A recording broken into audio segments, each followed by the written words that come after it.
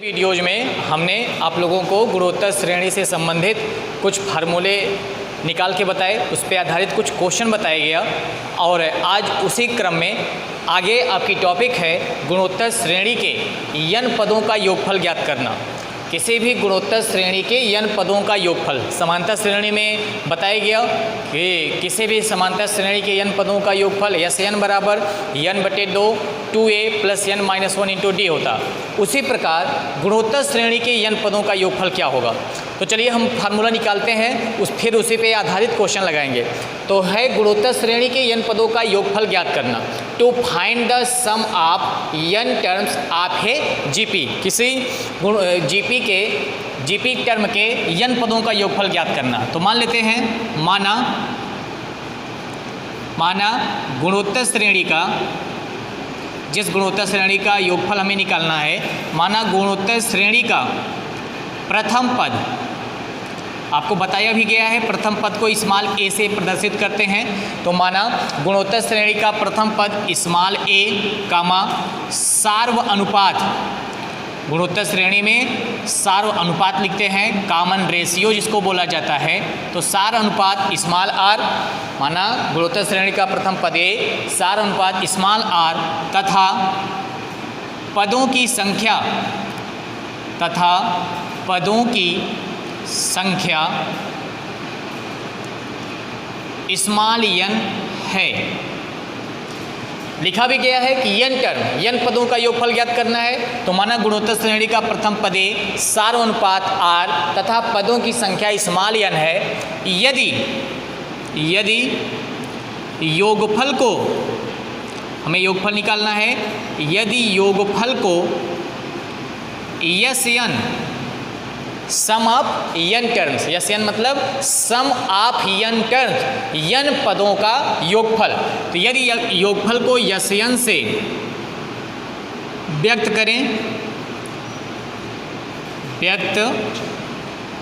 करें तब Sn बराबर क्या होगा, Sn बराबर a plus AR plus AR square. ये कहाँ से आ रहा है, जो हमने माना है, माना प्रथम पद a तो प्रथम पद a लिखा, सार अनुपात r, तो गुणोत्तर श्रेणी बनाने के लिए प्रथम पद और सार अनुपात अगर पता है तो गुणोत्तर श्रेणी बना सकते हैं। तो प्रथम पद a है, सार अनुपात r है, तो a में r का गुणा करते चले जाएंगे तो अगला पद मिलता चला जाएगा। पहला पद था a में हमने r का गुणा किया, दूसरा पद आ गया AR, फिर AR में r से गुणा किया तो तीसरा पद आ गया AR स्क्वायर। इस प्रकार से गुणोत्तर श्रेणी के क्रम आ जाएंगे प्लस डॉट डॉट। अंतिम पद आप लोग जानते हैं AR की पावर n माइनस 1। अगर हम इसके एक पहले का पद लेना चाहें तो क्या होगा, AR की power n minus 2 plus dot dot, बीच में बहुत से पद होंगे। मान लिया हमने ये समीकरण नंबर 1 है, ठीक है, यहाँ तक समझ में आया। समीकरण 1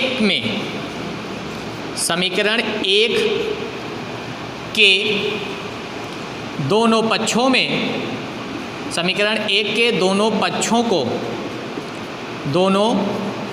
को r से गुणा करने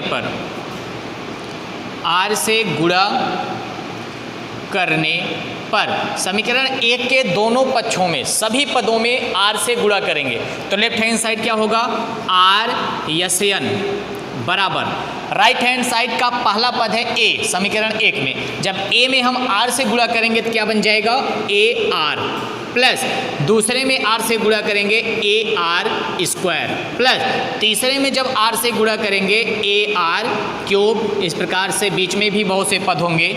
और जब हम यहाँ पे r से गुणा करेंगे तो आप लोग देखिए r की घाते n माइनस 2 है, और जब r से गुणा करेंगे एक घात कम हो जाएगी तो क्या आएगा, AR की घाते n माइनस 1, और लास्ट वाले में जब r से गुणा करेंगे आएगा AR की पावर n।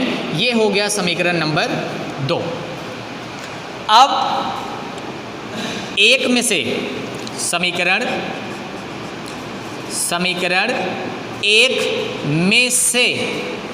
एक में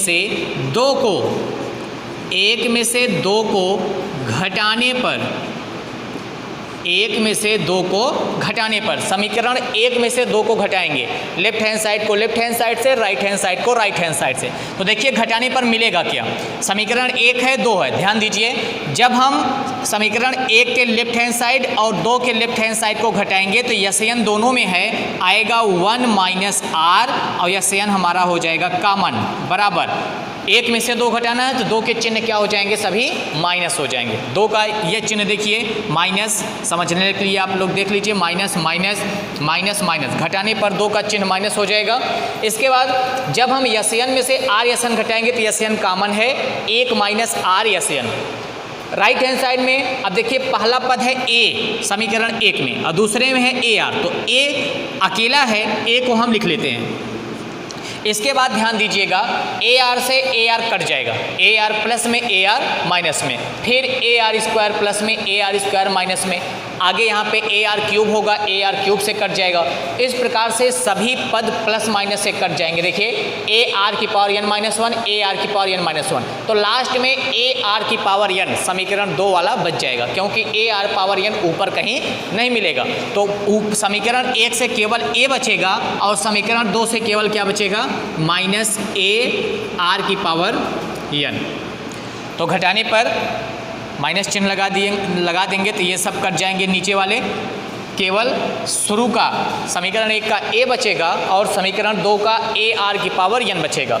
इसके बाद देखिए या 1 माइनस आर इंटू यशयन बराबर, राइट हैंड साइड में ए कॉमन है, कॉमन कर लेते हैं, क्या बचेगा 1 माइनस आर की पावर एन, या यहाँ से हम यशयन का मान निकालेंगे, यशयन बराबर क्या मिल जाएगा, ए 1 माइनस आर की पावर एन और बटे 1 माइनस आर, यही हमारा है गुणोत्तर श्रेणी के एन पदों का योगफल। तो सुविधा के लिए हम लोग लिखते हैं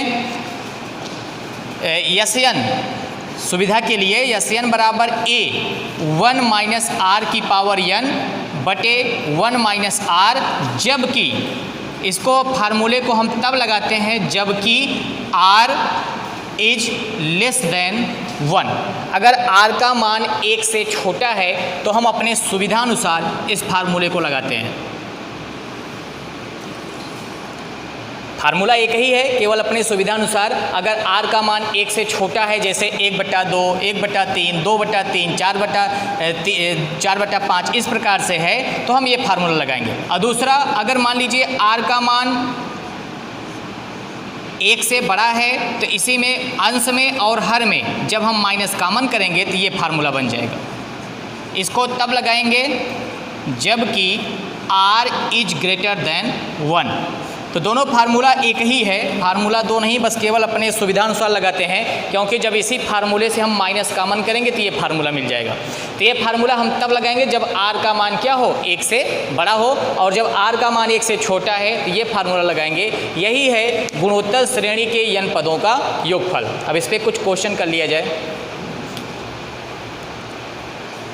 देखिए बच्चों, फार्मूला हमने यहाँ लिख दिया है यशयन का, यशयन बराबर ए 1 माइनस आर की पावर एन बटे 1 माइनस आर, जबकि r इज लेस देन 1, और यशयन बराबर ए आर की पावर एन माइनस 1 बटे r माइनस 1, जबकि r इज ग्रेटर देन 1। तो फार्मूला आपका यही डिराइव हुआ था, यहीं से हमने माइनस कॉमन किया तो 2 रूप में आ गया। अब क्वेश्चन है गुणोत्तर श्रेणी 1 plus √3 plus 3 plus dot dot का 10 पदों तक योग ज्ञात करो। तो यहाँ पे क्या क्या दिया गया है,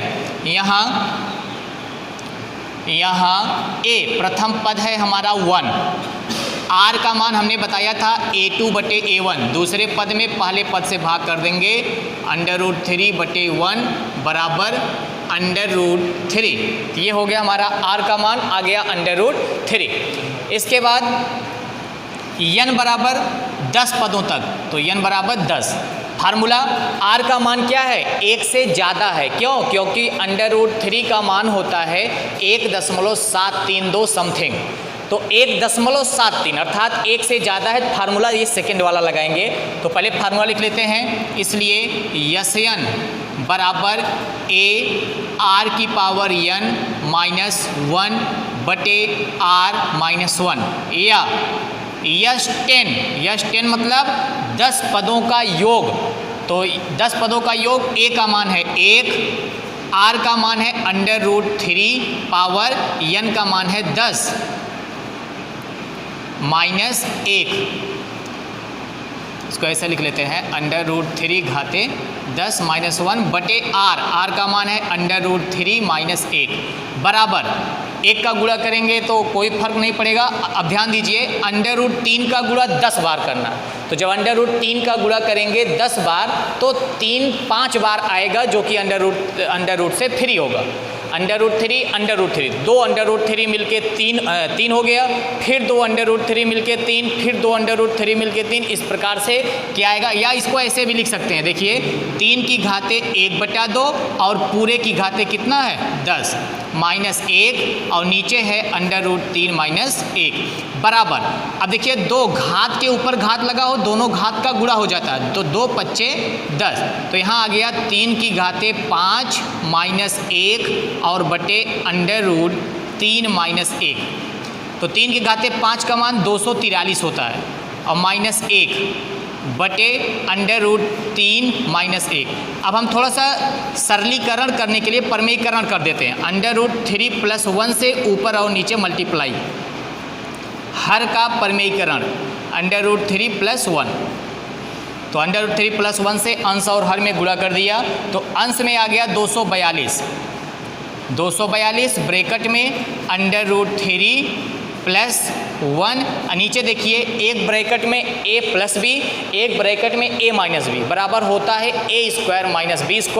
a का मान √3 का स्क्वायर करेंगे 3 आएगा, 1 का स्क्वायर 1 और 3 में से 1 गया तो 2। अब 2 से 242 को काटेंगे, 2 1 कम 2, 2 दूनी 4, 2 1 कम 2 ब्रैकेट में √3 प्लस 1। यही हमारा आंसर होगा। इससे ज़्यादा इसको सरल नहीं करना। तो इस श्रेणी के, इस गुणोत्तर श्रेणी के 10 पदों का योग आ जाएगा 121 ब्रैकेट में √3 प्लस 1। और सरल करना चाहेंगे तो √3 का मान 1.732 रख के 1 जोड़ के 121 में गुणा करेंगे तो लगभग में मान आ जाएगा।